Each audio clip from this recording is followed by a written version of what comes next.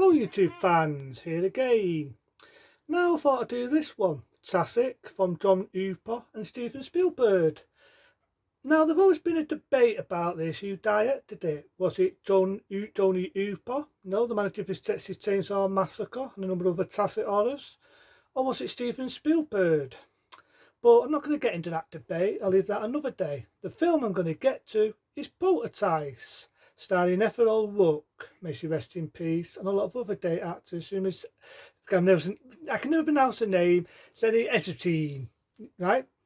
Get out the light, don't go into the light, Caroline. But I will in this case because I like the film, I like it. Now, people who may not know this was sort of a similar story that was taken off an old episode, believe it or not, of the Twilight Zone. That's right, believe it or not, this was taken of an old story of the Twilight Zone.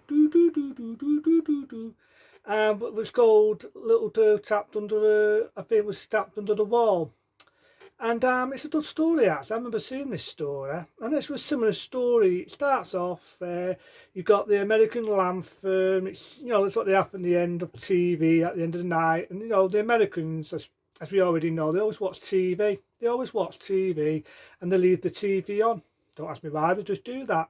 So you've got the American lamb firm. It goes with a shh, which is just nowadays in any film you would not get away with that, because the fault light and epilepsy. But for the error, I let that fly over my head. So you've got the smoky bit, you've got the little Durgo Thailand, again played by Ethel Rook, and she's talking to the TV, and the family wake up and they think, what the hell's going on here? She puts her hands on the TV, and then you get this beautiful theme tune, which does is used in the second Poltergeist film. I think I'll talk about the seriousness, but I want to talk about this more and put it more into depth because it's one of my favourites. This here is one of my bloody favourites, and that is Poltergeist. Loved this film when I was a kid, and to be honest, it scared the shit out of me as I was a kid, but I still love it today. You've got a bit of comedy, I say, you've got that beautiful music, you've got the idea that the neighbours don't get along, and so on. And then you get all weird stuff happening. You've got things moving about and things on the way. You've got a scene where a little lad is stared off a tea, which is funny because it's in his back lad. And then let's not forget the scene where the little bird dies and he's going to put the bird in the toilet, and Thailand tops the mummy doing it. And she says, "Oh shit, cheeky, couldn't you have died that the day they went back to school?" It's a funny film. It just has some funny moments like that, but it also has some scary moments. The bit where the TV and the electric's going out and the lightning's going out and the bed's rocking up and down, and the little bit of the little girl, that being Ethel Rook, so it looks like the family, and she says that tacit line, "They're here." But if you know Poltergeist, you know what I mean. It's not your typical haunted house film. It's a dull story with a good twist. You've got the older sister, who's a well-known actress, who, as we all know, sadly lost her life. We already know the history of that, and it's very sad. There was a lot of other history on the way. When they did the scene with the cemetery stones, there was rumours that they was using real dead bodies. Whether that's true or not is a different story. And at the time, there's a lot of history, you know what I mean? There's a lot of history. But I love the performance of the mum in it. The scene where the daughter gets abducted and she says that line, "They've gone through my soul." That scene has me crying. It has me bloody crying. It's a very sad, emotional scene. It's sad, it's emotional, but it's good performance, it's good acting. And you've got a lot of good acting in it, it's a very well acted piece.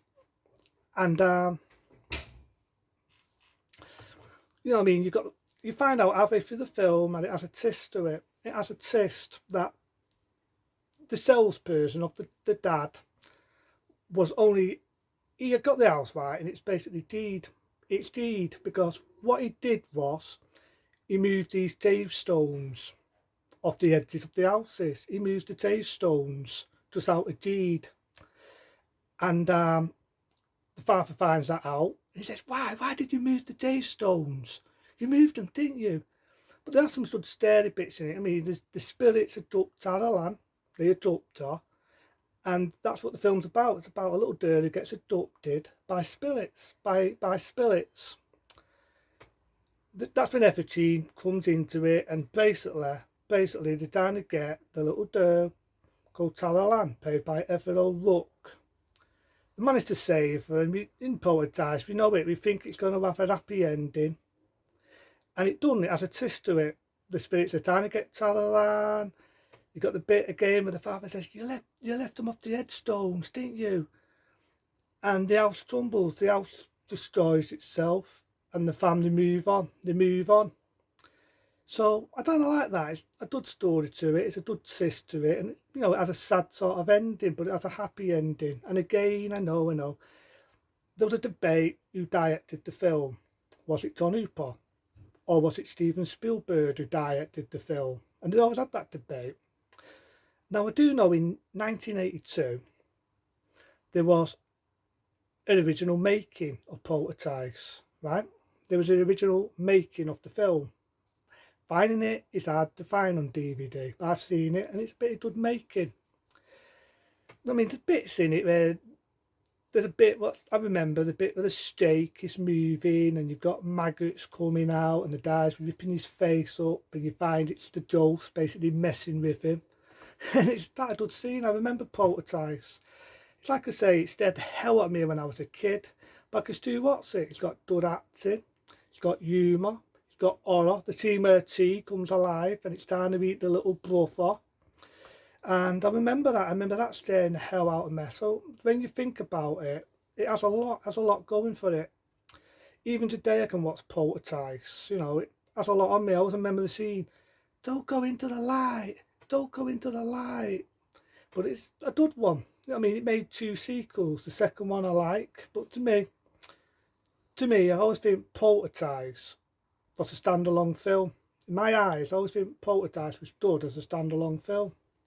But doesn't mean I don't like the second Poltergeist film, because I like the second one just as much as I like the original one. I like it.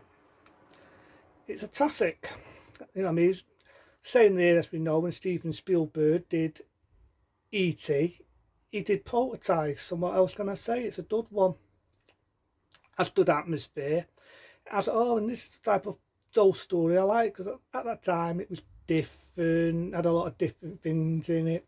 And I do know there was an altered scene that was deleted, it was cut out. There's a scene like where you think it's a bit cut here, where they're talking, with a bit where Taralan's moving. That's because there was a cut scene. There's a scene, I think, where there was marketing Pizza Up, and they weren't allowed to sell Pizza Up, so they had to cut the scene down a bit. So you think there's a bit where it's bumped and it's cut. That's the reason why. That's Poltergeist, back in 1982. It's a good one.